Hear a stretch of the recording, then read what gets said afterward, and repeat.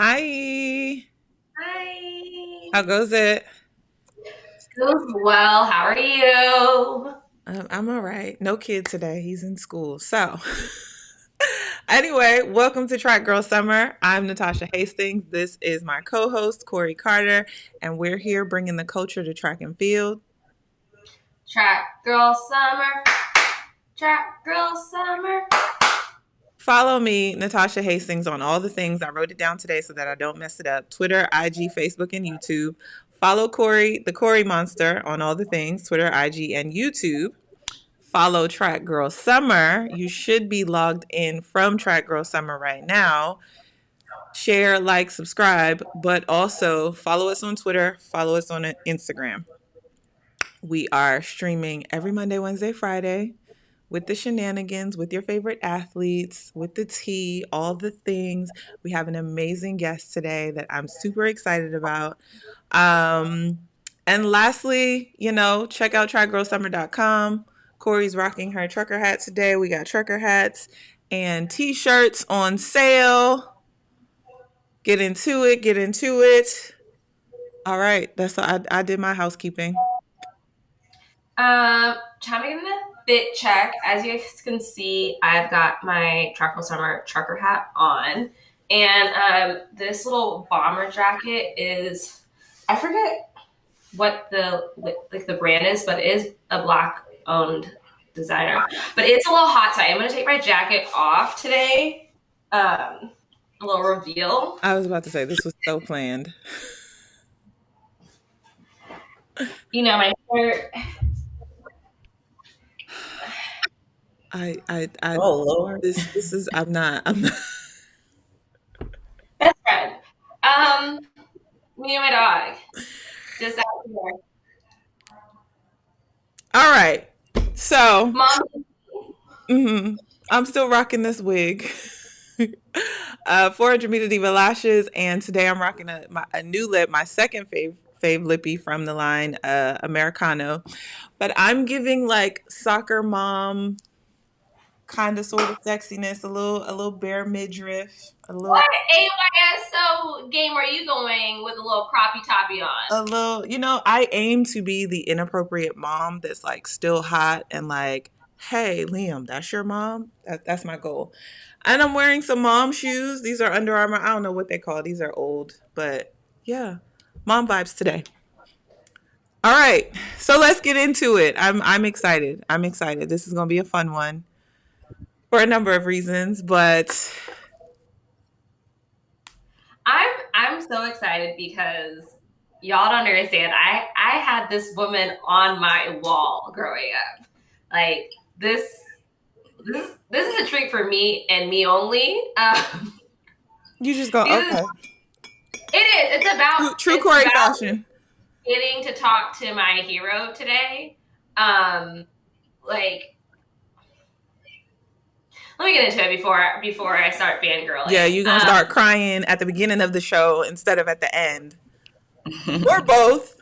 We're gonna I'm here for it. I we're think crying is healthy. It's beautiful. but after this is Express your emotions. Come on, Corey. You're wasting we time. have Lashinda Demus. Okay, she is the 2012 Olympic silver medalist in the 400-meter hurdles. She has a gold medal from the 2009 World Championships in the 4x4, a gold from the 2011 World Championships in the 400 hurdles, a silver from the 2005 World Championships in the 400 meter hurdles, and also in the 2009 World Championships. And she has a bronze from the 2013 World Championships in the 400 hurdles. She's the former American record holder. She is number 7 all time in the 400 hurdles with a time of 52:47. She's a Gamecock. She was a member of the first national championship team at USC. And I think she has an indoor NCAA championship and outdoor NCAA championship. Indoor, though, she was open 400. So without further ado, Lashinda Demus.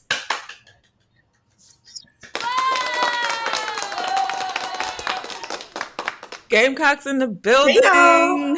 Yes, yes. Welcome, welcome. Thank you for joining us. Yeah, I'm happy to be here, How are you?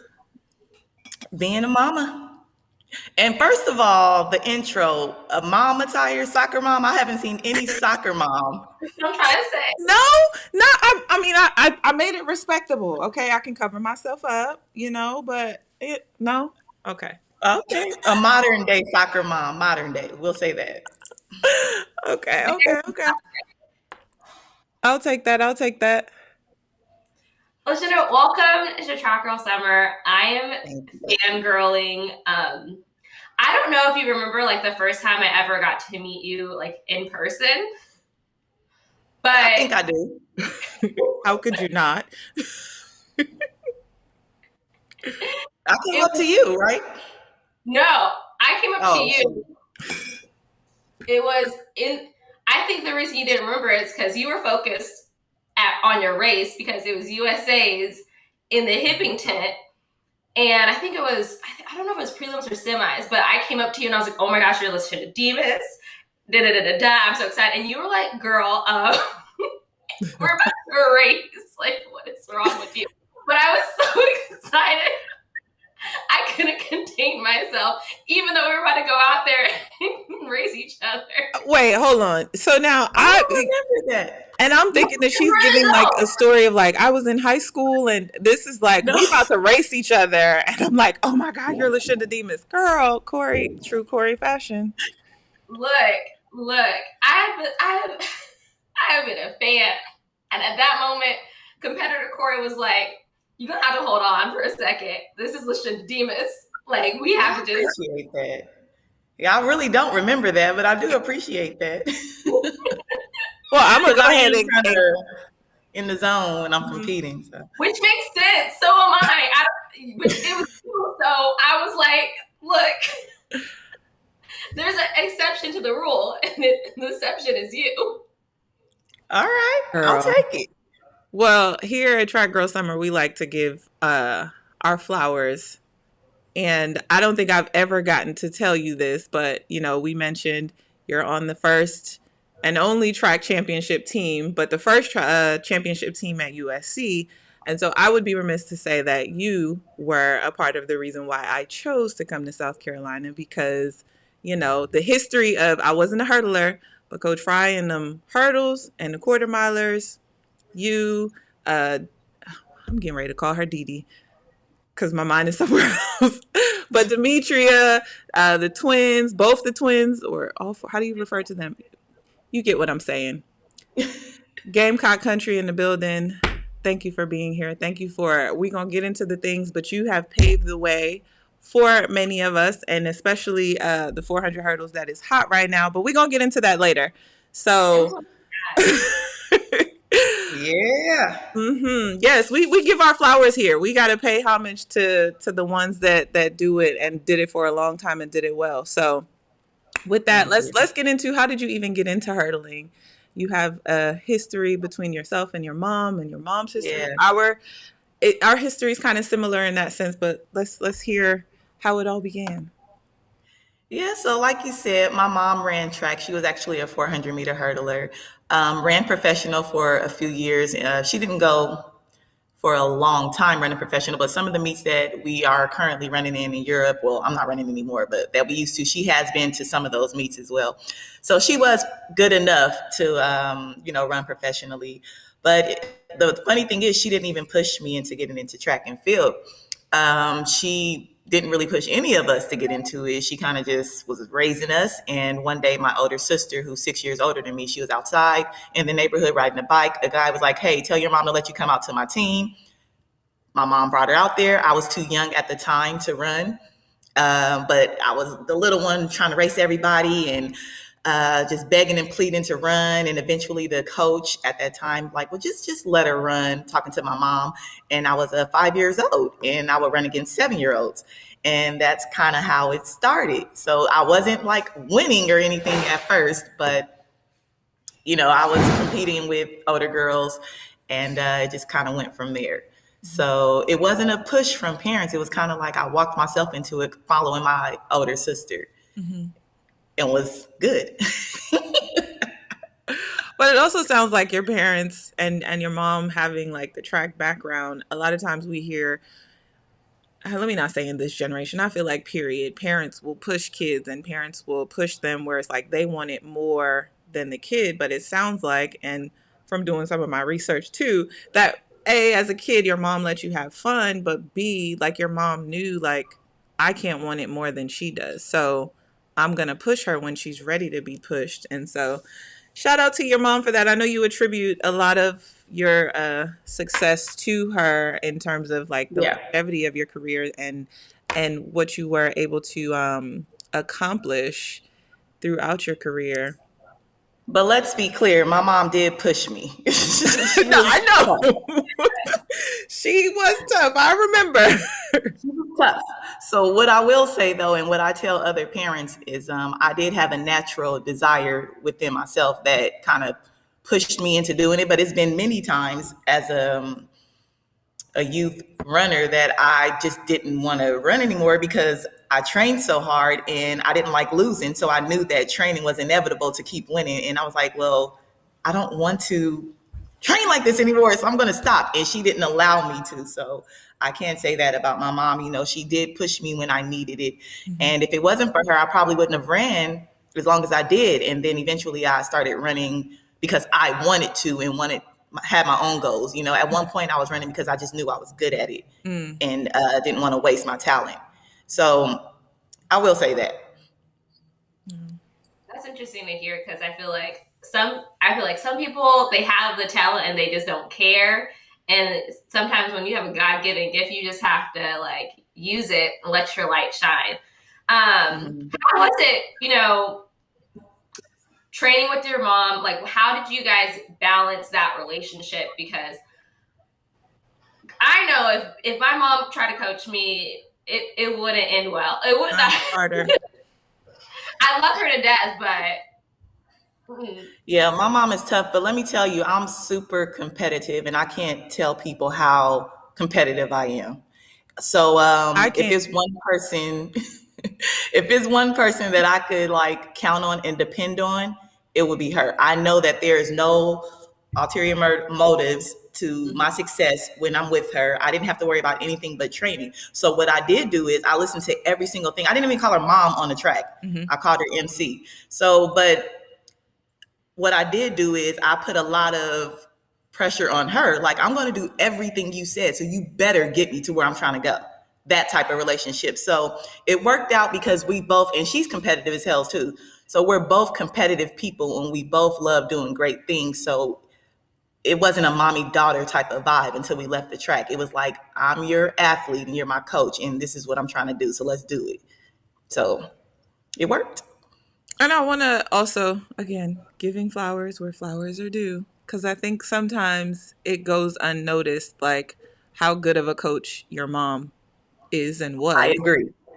And a lot of people may or may not know, but we're going to make sure they know here today that your mom was behind this duo in 2013, the silver and bronze Mhm. medalists in Moscow. So, I we of course she's gonna get a lot of respect and accolades because mom daughter and most people knew that. And Mhm. now Dalila has gone on herself to become the world record holder, and then now gold medal and silver medal this summer. Or Mhm. well, yeah, gold and silver this summer. But Yep.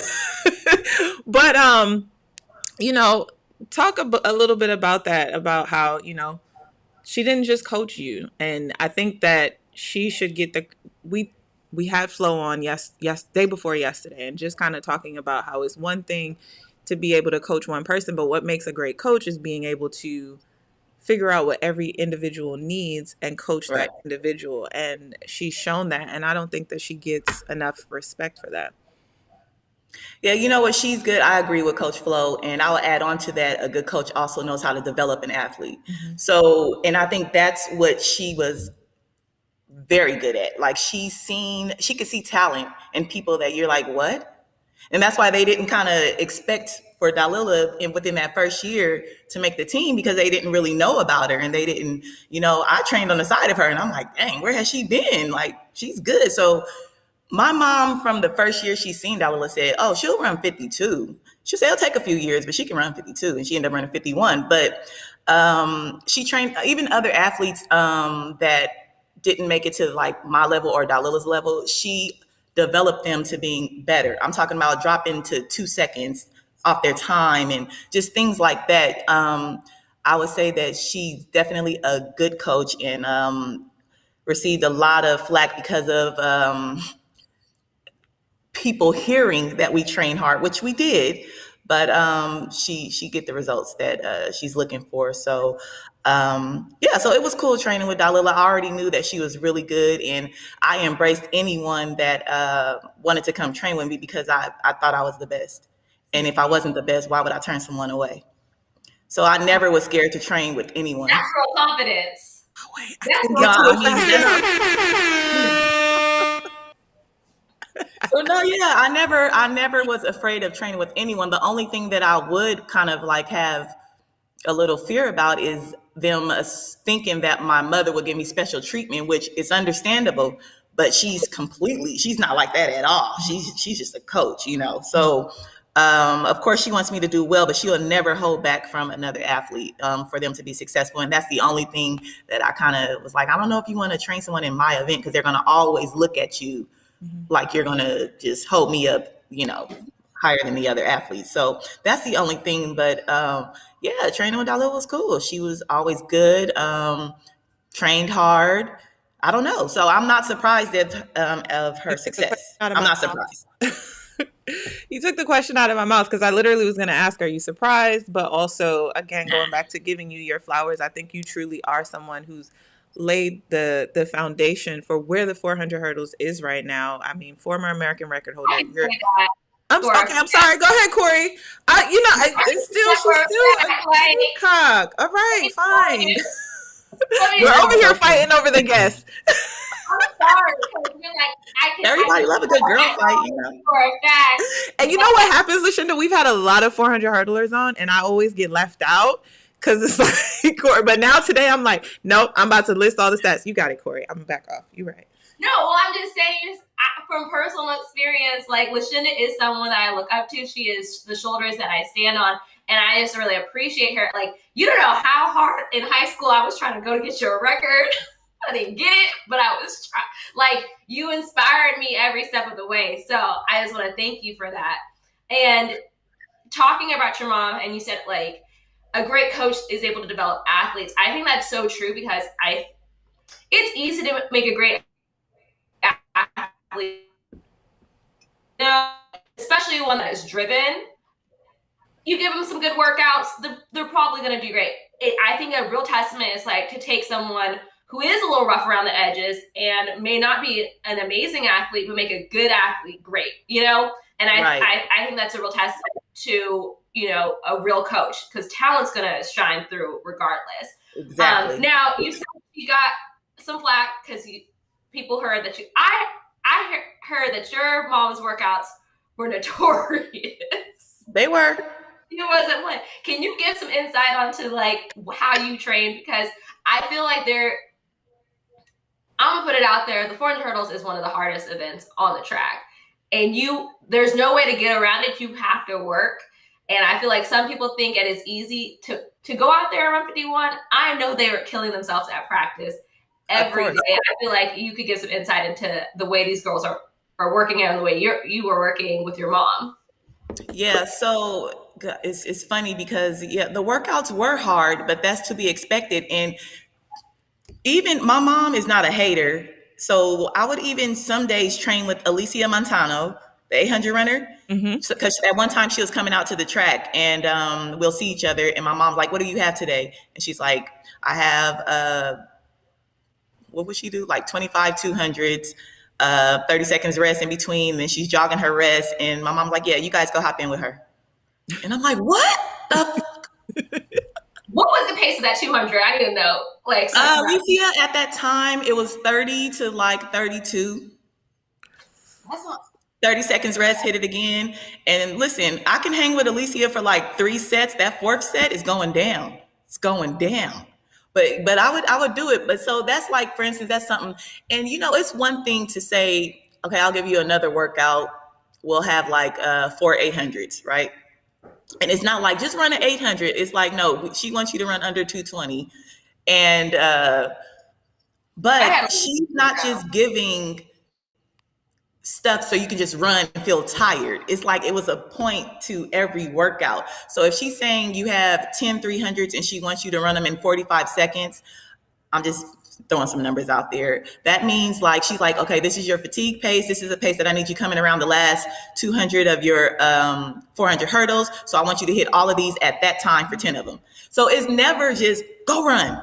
It's like a reason of, why we do something. And when you're a hurdler, a 400 hurdler, you have to train your body to be able to run fatigue. So a lot of our training emulated that feeling a majority of the time. So the training was very hard. And a lot of people that came there and trained couldn't do it. It took them months just to be able to get through the workout properly and with the time she wanted.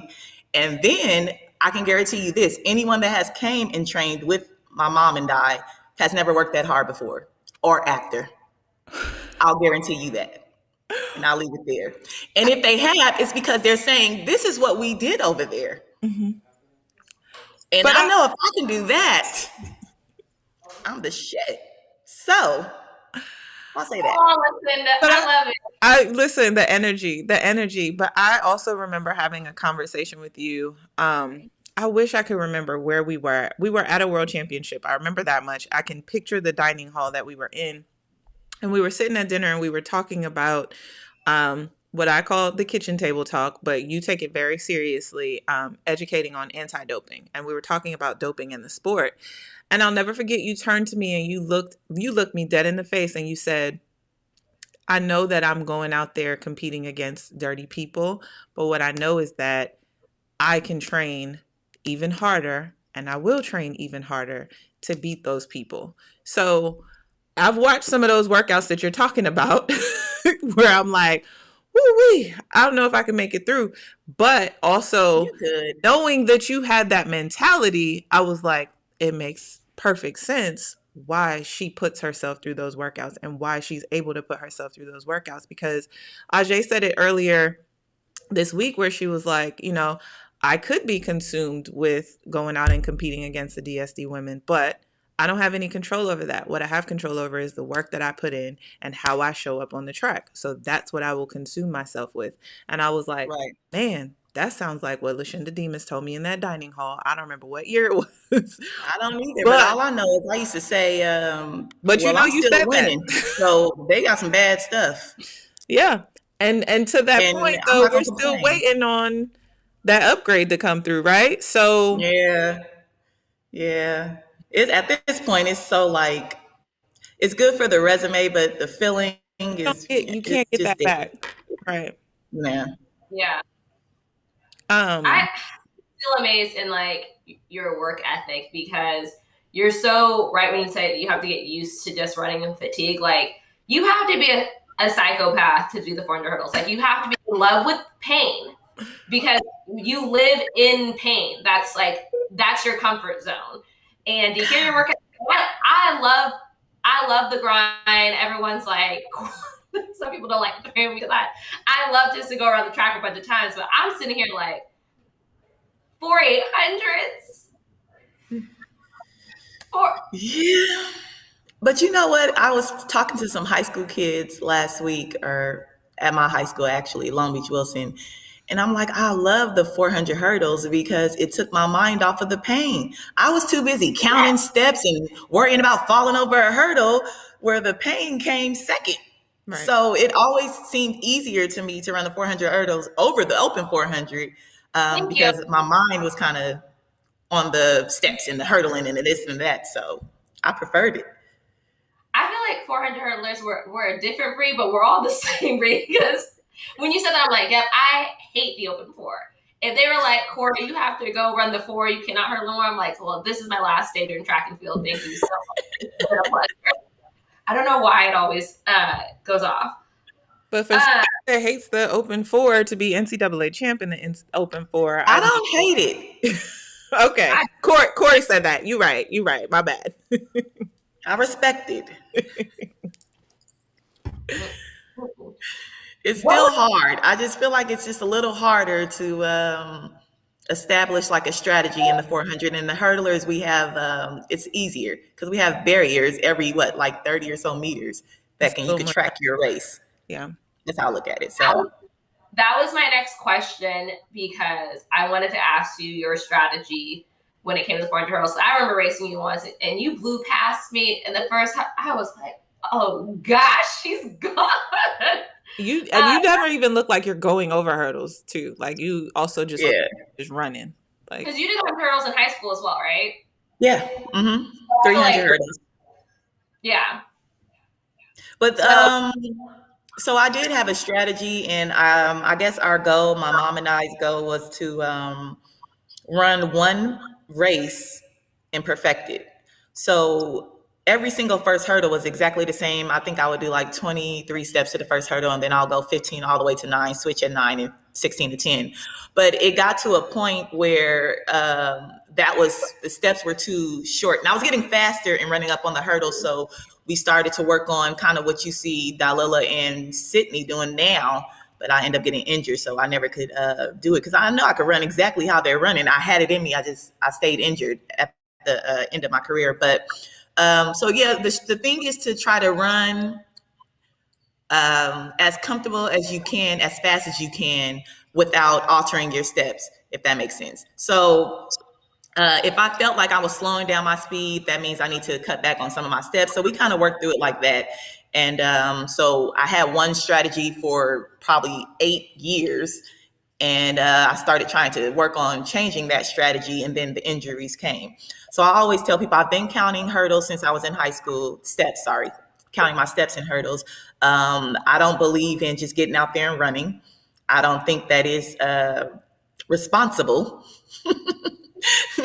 I don't think it's responsible. I think you should definitely know what you're doing over every single hurdle, and then the rest is history. well, When you're busy drag, worrying about yourself, you don't have to worry about nobody else. hmm. Hold on. drag, Wait. Give me a second. Lights is up. yeah, I didn't start counting until college, and even then it was Hey, you just got to it's a practice. You got to do it. At yeah. least you're doing it. And you're right. When I think the other thing is you brought up how like when your speed comes up as you start training, going faster, and you're like it doesn't take that much energy for that to get that stride length because the speed's there. Sometimes you're like I got to go back to the drawing board because my stride pattern's changing. Yep. For me, I have to be in really good shape because I don't have the height that you guys have. So I'm like, I need to be in the best shape of my life. Yeah, but you know, it's but the thing is, and you know, also the thing is like one of the main things I did was learning how to hurdle with my other leg. I didn't learn how to hurdle with my alternate leg until I was a professional athlete. I've never done it. College either. Never. I learned as a professional athlete with my mom. That just wasn't a focus before that. And she's like, oh, no. So I was doing workouts where I'm just hurdling on my alternate leg, doing 100 hurdles over my alternate. I mean, it was a lot of stuff. We did a lot of technical work too. That's why you were so perfect with your steps. Because if you messed up and you were ready to go with alternate leg, okay, Yeah. things are making sense to me now. You talked about, you said you stayed injured. So in 2012, you tore your hamstring. Very bad, almost off the Almost bone. off the bone, yeah. How did you do it? How did you come back? Like, because you came back and basically, You know, and got gold. Let's be honest. Let's call a spade a spade. let's be honest. We're here to be honest, tell the truth. You know, I've always had back issues since I was in high school, and I think it became so bad where I was trying to get like shots for the pain in my back, and I would wake up some mornings where I just couldn't move out the bed because the pain was like really bad. I think that was like the reason that my hamstring, I just kept straining it, and that tear. I think that's the reason why it happened. But I was at practice. I was doing like a time trial 200. Was fast, felt good. My training up to that point was really good. And coming off the curve, I transitioned, trying to swing off the curve, and I went up in the air and went down. Start screaming, and I was like, "This is bad." I said, "This is bad." Um, I went to the doctor in Germany. I seen him often. I think the first time I seen him was in 2009. I strained my hamstring, and an agent told me like, yeah, he works on hamstrings and this, that, and the other. And actually, his claim to fame, let him tell you, is working with people with lower back issues. Which he told me, this is your problem. This is why you keep getting injured. But he told me when I went there, you need 6 weeks off. And he said, I'm not even playing with you. It's so funny. He said, Lashinda, Lashinda, Lashinda. This is not good. It's not good. And I was like, what is wrong? He said, you have to take 6 weeks off. If you don't, your career's over. I was like, what? I said, I can't take 6 weeks off. I think this was, I don't know how many months before trials, Olympic trials. I want to say maybe 2 to 3 months before the trials. I took the 6 weeks off. He's like, I'm not even playing. Like, you can't do anything. It's that bad. I took the 6 weeks off, and I just came back slowly doing just long runs. I'll go on 30 to 45-minute runs. I would do 800 pace workouts. And I think it was just day by day. And I went to one track meet in California where I ran the 800, and I think I ran maybe a 207 or 206, one or the other. And I'm like, okay, well, I'm not in too bad of shape, but that's not hurdle shape. Just because you can do a good 800 doesn't mean that you'll hurdle well. And I was in pain even at trials. You know, I made it through. I only ran like 53.9. And I was like, I don't know how I'm going to be ready for these Olympic Games. So that's all I can tell you. I carried a massage therapist with me everywhere. He went with me everywhere I went because of that reason. And I ran, and once I won the silver medal, I came off the track, and my mom said, "You got that silver medal off of pure will, because I don't know how you did that." She said that. She said, "I'm convinced that was your will." I was like, and honestly, even through the rounds, I just didn't look that good. I didn't feel that good. But I'll block it out of my head, and I'm just pressing on. And when I finished, I'm like, dang, I'm in 52.7. I wasn't close to that time anywhere that year at that point. So, but I believe it. It was will, pure will. Well, I'm going to insert my mommy bias here because you are a two-time Olympian, but you're also a mom. And I think your journey as a mom, especially giving birth to your twins, um, I venture to guess it was will, but also a lot of running for something different. Um, so I mean, Agree with that. I don't want to put no words in your mouth or anything, I can agree with that. but I mean, I think since becoming a mom, I learned that there's some days that you just gut some things out and you look back at it and you're like, how the heck did I do that? So with that, we got to do it. Um, I I'm working on the production. Okay, I'm working on the production. But it's here. It's here. You are not only a mom of twins, but a mom of Oh, four. of four boys. Four boys. Boy mom. Shout out to the boy moms. Okay. Yeah. But I would like to talk about a little bit about like you finding out that you were pregnant with the twins and then the journey 2008 coming back in 2012. I think we're hearing a lot about motherhood in sports right now, but again, talking about somebody who laid the foundation and showed like it's gonna be hard, but if you stick with it and put in the hard work, put in the sacrifices, it can be done. And Yeah. now you have this beautiful family. Tell us a little bit about what it's like being mom to the twin digs, Shindig, Mama Shindig, um, and what that journey was like. Because I truly believe that it was more than just will. But you know what? I agree. And subconsciously, yes, I can agree with you that. But guess what, Tosh? I have my own dreams and aspiration and goals. So outside of those kids. Mm-hmm. So, Hang on. I'm going to say I was running for me Yeah. and my legacy and the things that I've been working for since I was a little girl, training hard like an Olympian as a 9-year old. Mm-hmm.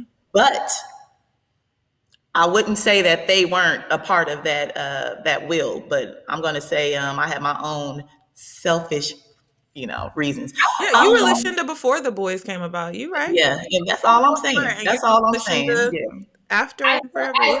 actually love that because I feel like in society sometimes you become a mother and then that is who you are, that is your yeah, identity, all that you like have to offer to the world sometimes, and like a lot of times women have babies and they'll be working and people ask, well, who are the kids with?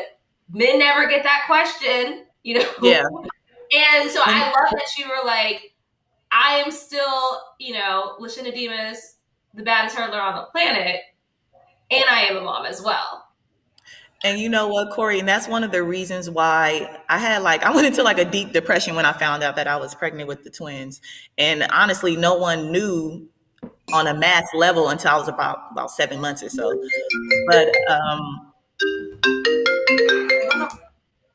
But for that reason, I assumed that my life was over because in my mind, a mom is a mom, and once you become a mom, you're nothing else. And I really thought that.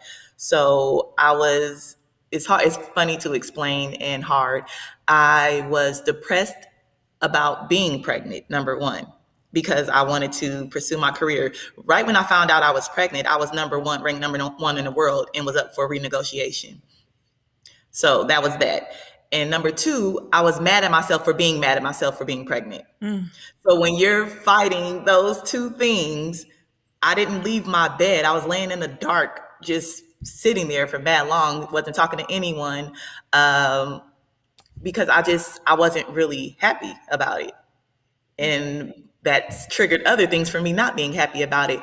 And it wasn't popular to be a mom back then as an athlete. It wasn't the in thing. mm-hmm. People weren't championing moms that were athletes. So um, it just wasn't a welcoming feeling, especially when this is the craft that I chose to like put all my, marbles in. So it was difficult, but eventually I just woke up and realized that I'm excited because remind you, I didn't even know I was having twins, and once I found out, I'm like, what is going on here? I'm not having one, I'm having two.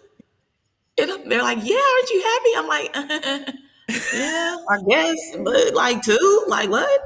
So, and then come to find out, my great grandmother had like 4 sets of twins. My grandfather was a twin. I didn't even know this before I became pregnant with the twins. But and eventually, I just woke up and became like excited. Maybe it was the nesting that happened, where I'm like, oh shit, this is really happening. Like I'm gonna have kids, and I kind of just snapped out of it. My mom came down the first 2 months after I had them and just helped me out in the house, helped me get back. She wasn't my coach at that time. I was with Savanas, who was very understanding as well. But she helped me get back. She told me some of the things that I would feel because she also was pregnant at a younger age and came back and ran Mm. pretty well. So she knew kind of the things that I would go through. And she's like, trust me, you're going to be slow as hell, but it gets better. You just have to keep running. You got to promise me you're not going to quit because you're going to be slow. So yeah, and that's how it was. It still wasn't a popular thing though.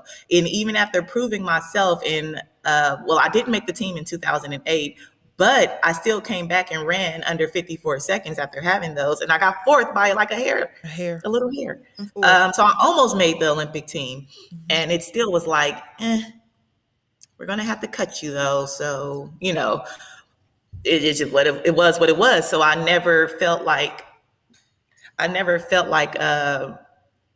it was supported from people, even women, Mhm. shoe companies, even agents. They use it as like, well, I can laugh at you now and help my athletes later, and or it's like you made the biggest mistake of your life type of deal, and that's the vibes I was getting. But I'm too competitive for that. Can't hold me down, baby. So I just worked.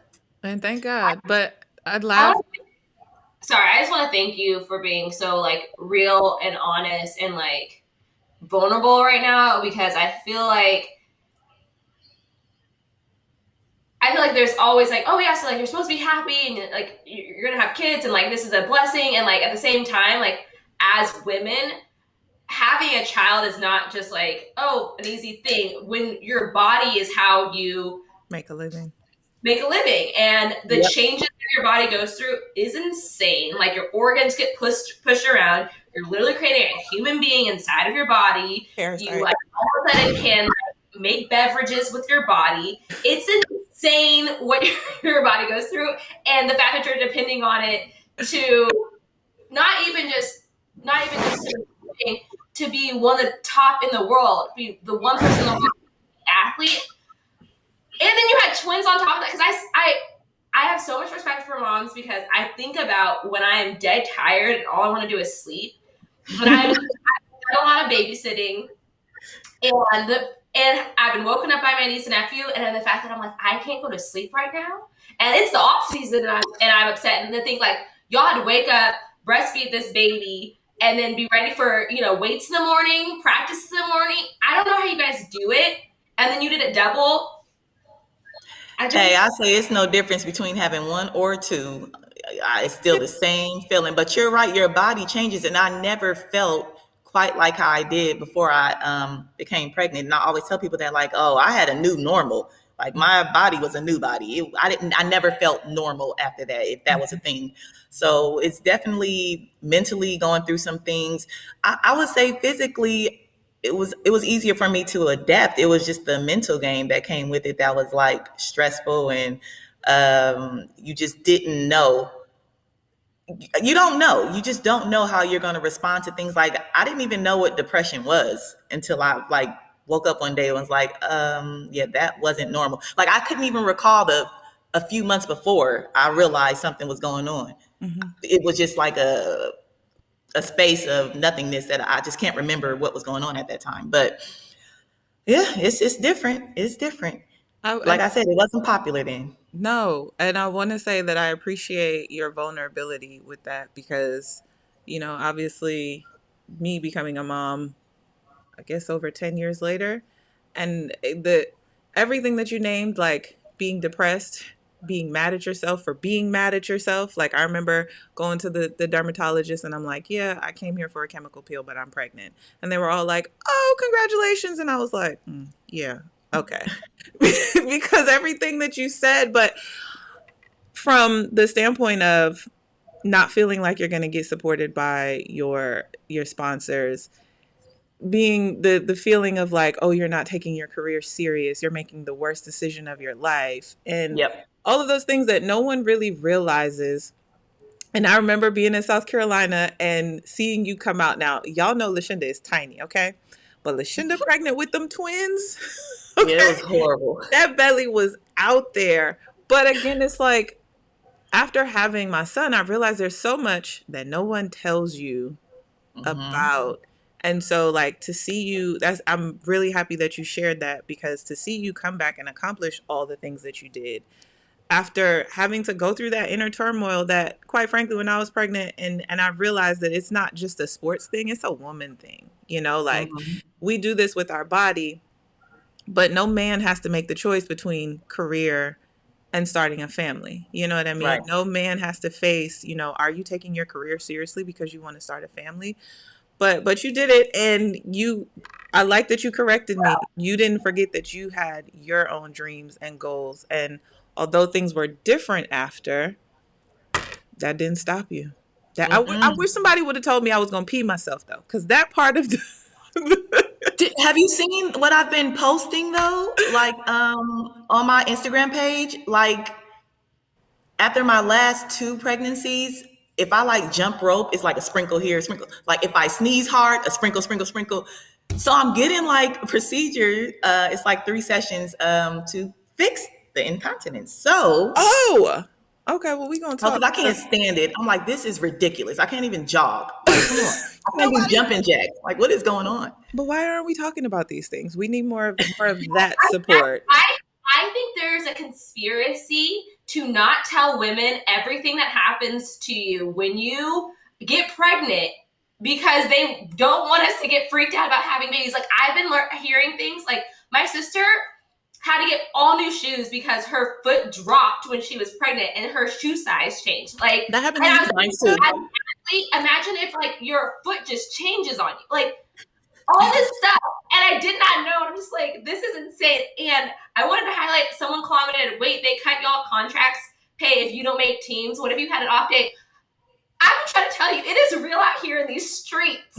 Like, They I don't know. don't care. And, especially I think at that time I was one of the top paid hurdlers. I probably was. So it was like, oh, you're gonna have to run for this money. You have to be top 3 in the world every year. Mm-hmm. Like it was some high standards that had to be met. Yeah. That type of pressure, and you're like, and I gotta worry about making sure these kids are okay. But I gotta say, last thing on the mom thing, I do think that you did it all with grace.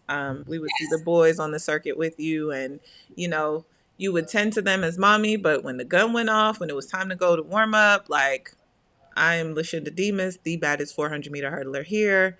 This is who I am right now. So shout out to you for doing it well, and congrats on the 2 new youngins, the four boys, the boy mom. Yeah. Oh, my boys have a page at the Mayrant Boys on Instagram. Everybody can follow them. I can't believe they're in high school. You have men. 9th graders going to football games and everything. I watch these kids grow from afar. I'm like, She has though. It's funny. It's funny. Men. I have to. I'm watching the time. We have 10 more minutes, and I wanted to before. I wanted to talk about. Ask. I know. I'm like, because you don't understand. Like, little Kori is so happy right now. But we're talking to you, and I think a lot of athletes kind of at one point have to realize, like, oh, my body is not going to do what I want it to do for forever. And they have to learn how to, pivot, make that next step. And because like I say all the time, track is a job. It's not a career unless you are, Usain Bolt, Allison Felix, you cannot retire off this money. Right. So I know that you are working to help athletes make that transition. Can you talk a little bit about that? Yeah, thank you, Kori. So, the transition was hard for me as well because number one, I wasn't prepared. I just assumed that things would kind of lay out how I wanted them to because for the most part in my track career, things kind of went how I thought they should. So I thought the same thing about transitioning out of track. I never thought that I would run forever, but I did have a plan and that completely went out the window. So the transition for me, which I still consider myself in that transition because I guess I'm officially retired maybe 5 to 6 years now. It has been very hard for me. So I've worked with different career coaches, life coaches, different organizations like Athletes So, whose goal is to help professional athletes transition. And I think that number one, a ton of us have all these sponsorships that we do amazing things for. And guess what? They should be there after the fact to do even more amazing things. I mean, if we're helping each other while we're competing, and I'm talking about a company athlete, why should that stop after we transition? So it's a couple of steps that I think some athletes should kind of recognize that they need prior to transitioning. And it's some things that I think you need to transition. So I'm working with a couple of people along with Athletes So to help within those steps. So I want to say if you were a professional athlete, Olympians that ran for shoe companies for probably 5+ years, please reach out to me at contact@elldemus.com. So that's contact@ELLEDEMUS.com because I would love to talk to you and talk about some things that might be able to help you move on. But a lot of things that I think athletes should recognizes you deal with identity crisis. When you come from being this person that is recognized for doing these great things, or you're used to hitting goals monthly, weekly, yearly, that changes when you come into corporate America. It's not the same feeling. You don't have a goal to hit. And if you do, it's just not on the same level. So number one, you're never going to feel what you felt competing. That's just gone. 40,000 people cheering, good job. Right. So you have to find, I guess, that language that carries you forward. So a lot of the time when I'm talking, say I'm in an interview for some corporate company, I often explain things as an athlete. So if they're asking me a question about how to get employees to do a certain goal, I'll say, okay, well, as being a team player and coming from a sport, I take time to observe the goals. I take time to build the team.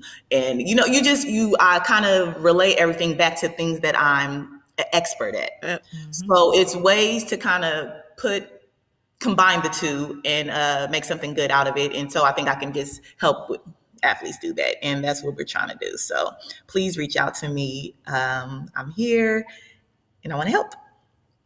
I appreciate that you are helping athletes and being a resource for them. And I think you're right that a lot of athletes, we're an expert in like a certain thing, but those skills are very translatable.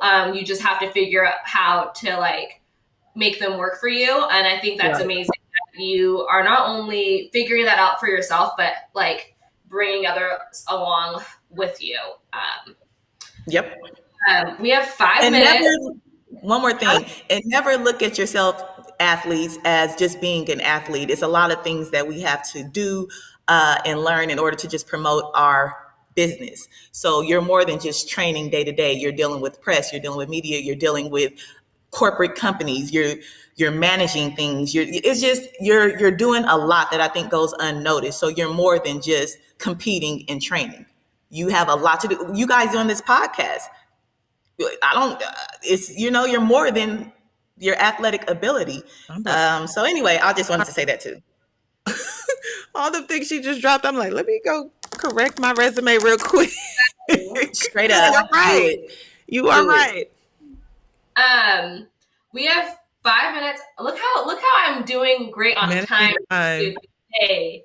And y'all, I'm gonna go ahead and just say it. Before we came on, Kori was the one that was like, "Hey, we got to go live because I'm over here trying to have sidebar conversations." We're 2 minutes late, and it's Natasha's fault. It is my fault today. But I would love to. Well, Natasha, if you have another question, let's get that in. If you guys have a question for Lashinda Demus, she's clearly a wealth of knowledge. I'm still just like not over. I just think we didn't talk about your mental toughness directly, but just hearing you talk about how you got through so many things, including those workouts, I'm just like, it's here. It's here. Like your mindset, your energy. I'm like, this is why I love this woman so much. Thank you. You don't even know. Don't even start. Like I said, I'm a fan. Okay. Thank you, Kori. See, my first time of meeting you is you just won NCs. Wait, you won NCs, and I came up to you. I'm like, oh, congratulations! You were such a great talent. Da da da da. It was your first year coming to USA's, but I think you end up not competing that year. Yeah. 2013. Did you win NCs 13? Yeah, because we were in the hotel. That's what I remember meeting you. Yeah. Okay. Yes. Are you a coach now, Lashinda? The way you speak, people want to know if you are coaching.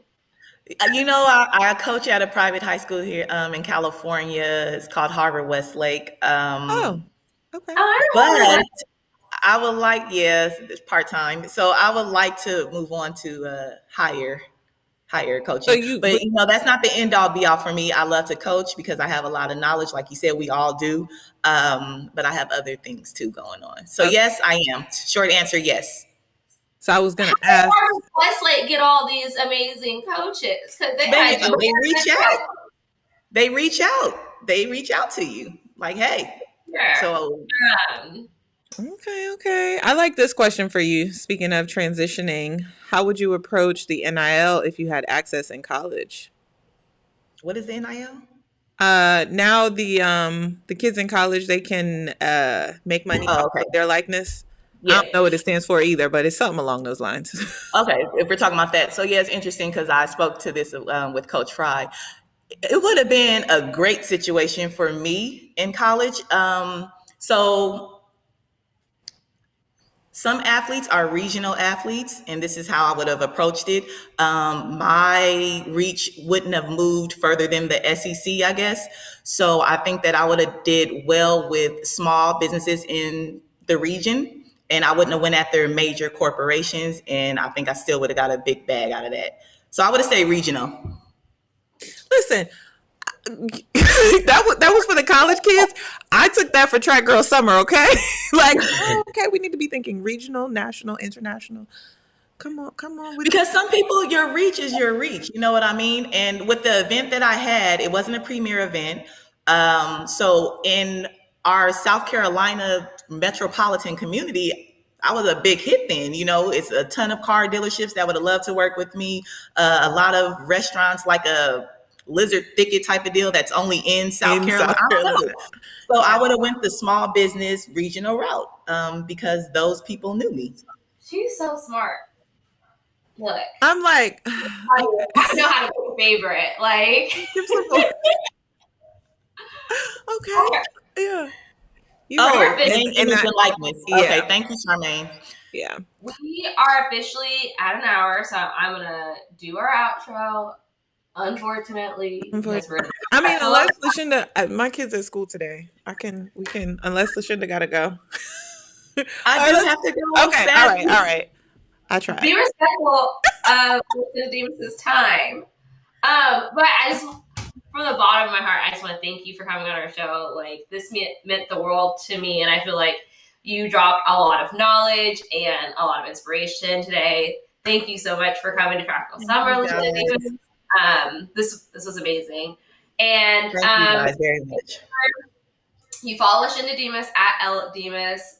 Follow the twins. Can you say the At the Mayrant Boys.